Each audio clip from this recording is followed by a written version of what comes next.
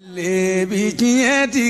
Johnny Asigile meara Kataga bi bayanwa Kanabila kenye Kanoro tigi Johnny Asigile meara Kataga bi magangono Kanabila madin Netife wale fara Shekene digega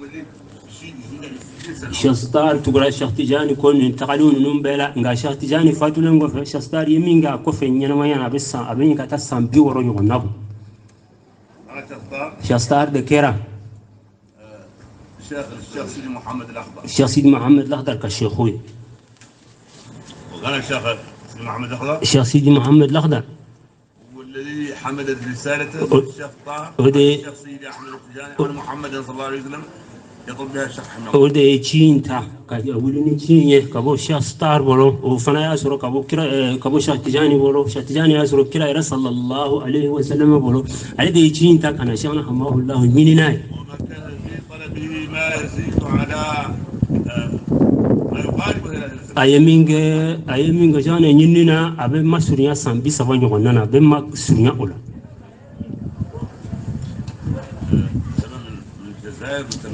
aborani algeri telmasani abeka nyini atmanaw sahara nununa cincin fuka adonani mortane kadoni senegal franchora kanani sudan watira yoro dobe wala ko sudan واضح انه يطلب لسان اجيلن دو كافوكا ولا بكا دوتي غدنيني الشيخ رحمه الله يقول هاي الدسل على بنا كان شان حماه الله سرون ندغوي نافله دغو منني او شاب انا ناصر فنانغيرو الثانيه والله الثالثه الثالثه والعشرين العمر نيا جاتكوني سام funange min do abe ashibe samuga nifla samuga ni sabala udon asura shane shibe odela udon ana nasuru yatima de do ana nasuru amakala yatima de amakala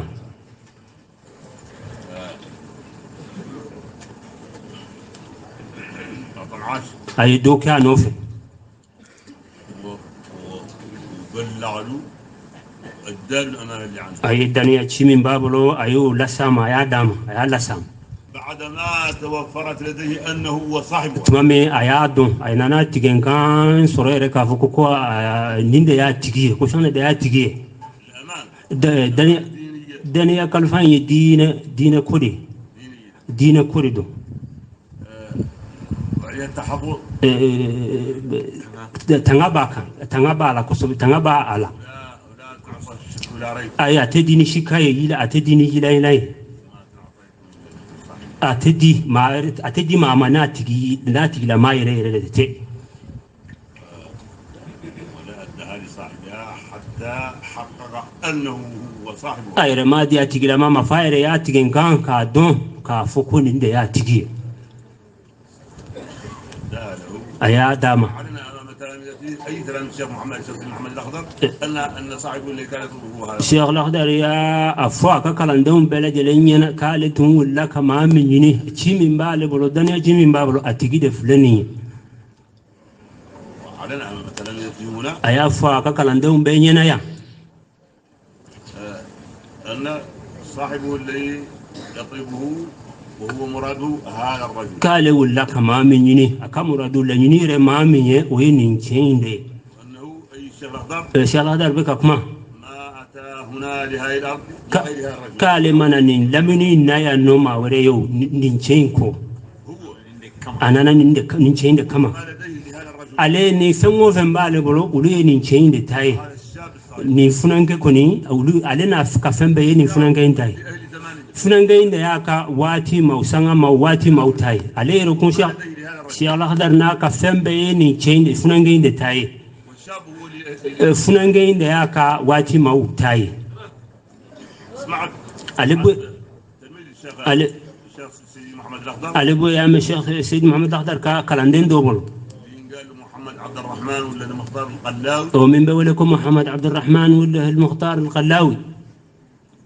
دركته عليه سرو عليه يه والقاضي عليه الطريق عليه بو يري وردي تا اودبلو وعشت معاه عليه ينما ياكي اونوفي 29 سنة. ساموغا أني كنونتو أيوه إنما ياك محمد عبد الرحمن نوفي عليه محمد عبد الرحمن كما شاما محمد عبد الرحمن تو الشيخ سيد محمد الأخضر ككلان دندو يا كم مقدم دندو عليه وردي تا أفل قبل أن يذهب شرح الله الشيخ محمد عبد الرحمن وردي تا الشيخ سيد محمد الأخضر بلو ككلان دنيه كسروشان حماه الله تم باني أي شاما الشيخ سيد محمد الأخضر بلو لبو يا محمد عبد الرحمن كاما كشخص محمد كاما هؤلاء ها هو يا أولادي ها هو يا أولادي هوندون ها هو يا أولادي هذه شيختي وشيختكم يا فوق أبيك كما كلاندون دو فوق هوندون الذي نك شيخوي ندي عليك شيخوي عليه نك شيخوي ندي عليك شيخوي ها هو يا أولادي شيختي وشيختكم أفوتشوي لا هوندون ندي نك شيخوي ندي عليك شيخوي ها هو يا أولادي لا فوتشوي ندون هذا ني من تخلف عنه ni mami bora ninko ولا يرى لرسول الله ndeu ni mami bora ninko ite Cheikh Sidi Ahmed Tijani nosro ite sekake ita se nosro ayeni minade ndeu ayeni mina ale boyeni me محمد عبد الرحمن بول محمد عبد الرحمن يا الف عشان حماه الله كلاندين شيخنا كم مقدم له علي بويري وردي تا محمد عبد الرحمن دبل على تسكا فين فوق دالا اما فين من فوق على فوني فين فوق على كسرة اما فين من فوق ويتورو من تورو نيمان تورو من دو يتيغلا ما تتنصر هل كما يرنا سروا كما بدرسلنتا كنا فوچوتا كنا ابي كما يرتوين يدرو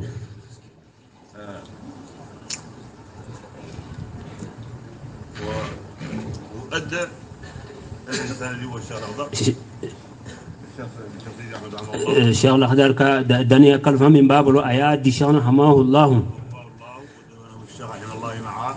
لمغفرة والده على الشيخ الأخضر كلفة من أنا شيخنا حماه الله يا شو كونيو كا لادا نفع شيخنا يرفع كرفة نشود أنغا نشود شودنيروينا أنغا شودنيروينا الشيخ رحمه الله شيخنا حماه الله ولا عن الشيخ سيدي أحمد التجاني كرا خليفة الشيخ سيدي أحمد التجاني كخليفة نندقو كلنا ماونا أنا شيخنا يرو ماو شامان بارنا نا يرو دو بورا يرو جان دو يرب بورا برما يرو لا دو بورا يرو سرونا كنا شيخنا يرو ما دو فنا يا أجويا yoro janna mawdo ya juguya berena mawdo ya juguya yoro suruna mawdo ya shana juguya nga shana hamahullah ama mu'min shi ami bartu mu'min shi ami bartu mu'min shi wa ami bartu hal kafiri reyo na makidina kuni amma ta ma shi fonyonya funa kera dina kula de amma ma min bi ka fama yala wal ma bi ka fangana wal ma bi ka masayala wal ma bi ka ko mununa sana hamawallah madalika tay feki fonyonya wala dunya ko ni shila madalika ma fonyonya ala fenwa fen shaykhna sura dinaina أشغلنا بالسوانوي أبني علي نوي هل أمانة قليا شغو شغو أمانة جويا شغو شغو شغلنا كوني بالسوا أبني علي دي نت كورا ونون كوني من تدينا كوي ويرت كوبا شغلنا بلو أنا همنا تقولي ما شامان كمانا شيخنا حمالة وكلام دينكم أنا شيخنا الشيخ سيدي أحمد التجاني كشيخنا حماه الله يا شيخ سيدي أحمد التجاني تشيني تباي من بكا تشيتين لمني كوري كا تشيتين بلا جلين نيو دسكم من شوي وتما وربالي ika dusukun min cogo wɛrɛ la o tɛ maa bali ni ka desan na ka kalandenw ka dusukun min cogo kɔni o dusukun min n'aw ka seku la n'o ye sɛgɛna hamahulahu k'a fɔ ko a ka seku n'o ye sɛk sidi ahmed tijani ko sɛk tijani ko sɛgɛna ma e tɛ ne ka khalifa dɔrɔn ye e de ye ne de ye e ye ودسكم من نبك أفكو شيخ تجاني طريقة ديشان حماه الله نيانوي أتالين وفي كابو شيخ سيد محمد الأخضر في كابو شيخ ستار في كابو شيخ تجاني في ويودسكم من شغينا فوير الشيخ سيد أحمد التجاني طريقة سروكيرا صلى الله عليه وسلم بولو نيانوي شغيا منا شغينا أسرو شيخ تجاني بولو نيانوي وشغيا كلين نيكو كنت تصوفو ويتاسرا دويه سلامية ديننا الدنيا ومن يكالنجي الدنيا وفنا ويتاسرا وينا فودي بكني كان موبلو ما هو بفنو كودو لا ولا إباية وبجاني يوانا وما جاني يوانا كسب كودو لا يردو لا فنا وببن كودو لا تصوفه مو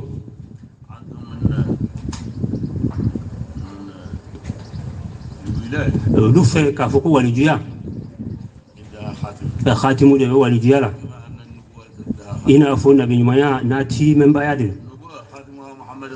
نبي نيمايا تي من بعد كون يكرا صلى الله عليه وسلم ده والجيا فانا أتي من بعد دو بافوكو مهدي دو كلا صلى الله عليه وسلم يو كفو دوبا فكو مهدي دو دوبا فكو والجوار دو من تم مهديه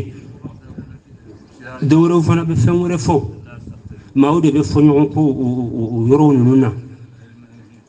تصوف تشرع ما هو أن كفو دو بامبلو أن يكون دونغا كفو نسر أمبلو غافو تمبانغا معبولو وغافو نمبكما نكون نونا إنا فو غافو تو بكما تغامنا دو ببين كنا كولا دو فنا تبين تلي دمانونا أما من غوصبك نيا جاتاتي كالو كلني ونبو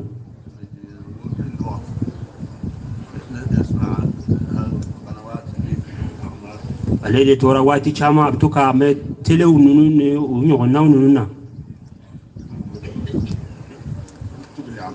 ya me ubeka kuma mina ukuma be na fo gafe mimbambolo kuma mimbola ubeka kuma udola ubeka kuma udo fasiri ola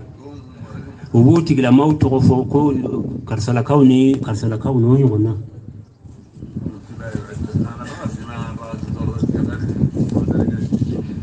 ويرولا عليه هكلي توكمانو نانتا لت كنت معي من بتاع يافو كان نون دايله كولا جلجي غانا ياي موضولا هكلي ابسكي جوكا فله خدي تمنا بغافو منو غفو وغافو دو شيخ كو شيخ دو دي غافين ولا في تصوفوا ما دوريدو ياسر من لمصاع دمن باو شامم لفسا باو شامم بو شيخوين بول والله ما شامم فانا بكو او شيخوين لغوشي تقبولين بتاريخه له محمد بن العربي الحاتمي الشيخوين بيقول لكم محمد بن العربي الحاتمي اي قفو شامم ولا فو ابكمو شامم فو نقا أي قفدو كوني في معرفة ختم الأولياء وشمس المغرب أي قفدو كوني كرين وقفين بولكو أنقاء مغربة أنقاء مغرب في معرفة ختم الأولياء وشمس المغرب أي قفين دو كرين وقفين بولني ولا شوين ni gafe de ni da ataqma toy min sebenen ba san gafe refleni yo ni gafe inde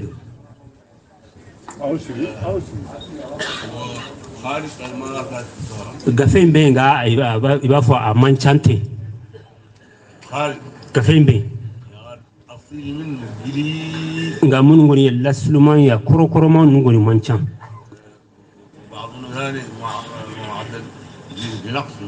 adobe no yedo labo inafo yedo boyro dola do baje ni ni gafe vlene ni te gafe bayte ni alaje gafe batete ni chembe minfo الختم هذا دينك ko abeka khatumu min kofo لانه ختمان ko ye khatumu fulade khatumu ye fulay time ban ye fulay وانه هو راهم kale yuye uflabe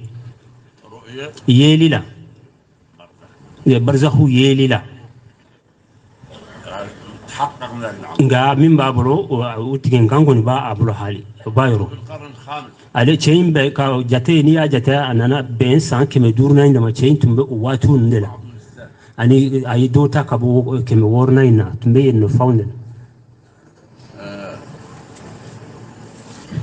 لانه علمنا هذا ختمي ke ale ni khatmu flayn واحد ko dolo kele عبر عنه بختم اولياء وخلاص kele goni عبر عنه بشمس المغرب ay kele info ina fo fo chola ko khatmi awliya o fo choinde doyi aya fo choko fo واحد عام اخذناه خلاص شمس المغرب كلين غني ايا ولني بشمس المغرب ايو ولا كلين ختم الاولياء يدرو فوتشوينه تنو اي دوين ولني شمس المغربي مغربي تلي قال هذا الكتاب اي مين فوق فينا لانه راى الشمس كاي تليني اي ابيك فوتشوا من انا فو ابيك فوتشوا من وما كان معه اي سيغرا وختمي نوفي اي واتي كانوا في سان حكيمي فو اني كالو حكي اني تلي حكي ايو مين نوفي ايو فو عرف ما رزقه الله ان يعلم منه قال يا الله تيغا كامين دون اوبلو ايو دون يوصل قبولا انتقل ادي يلمنا كتا ختم دوين في يعني قرأ اتلا ابولن دوين في فولو تاين في وبدأ يحدث معه akera beka kuma fulana fana nofe فإذا به ana nasro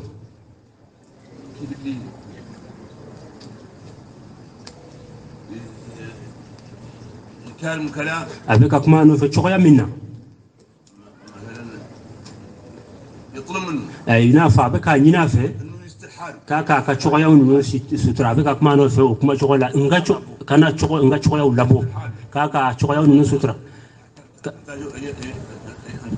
kada ka kodo be ulube kan ka sutra de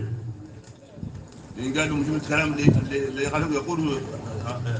المطلوب الولي المطلوب ay minu vaya akuma do ye minye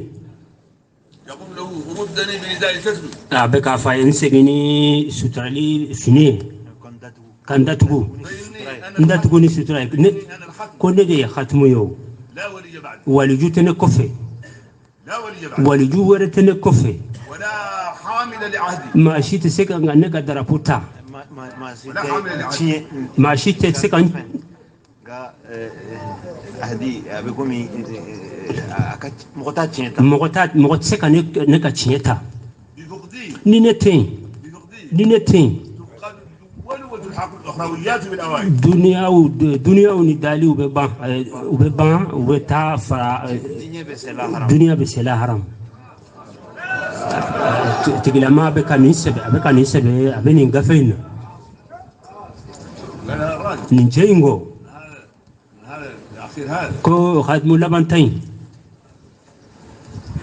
قال في الشعر ay kuma doka la ina fo shiru kuma donc dadoka abe mi vola حق يا اخي نورا الى من kon balma ke o sege like ikafle like mama حما بيت الولايه من بعيد mami ye walijiya bonda tanga kabini yoro jam وذاك الأقدسي كودي سنماين جعله مقدسا أياك سن على كجون سنماين رديا كأنه ملك كأنه ملك فايا أبو أياب بنيا فوينا فملكيا أكيرا إنا فملكيا أياب بنيا فوكا إنا فملكيا ليس في عيبته هذه الأرض مقدسة يلا إيسا كان يتعلينا هنكو إيسا سنماين yalla chiba nungu kelemo kelemo bede sanuma unyo manifin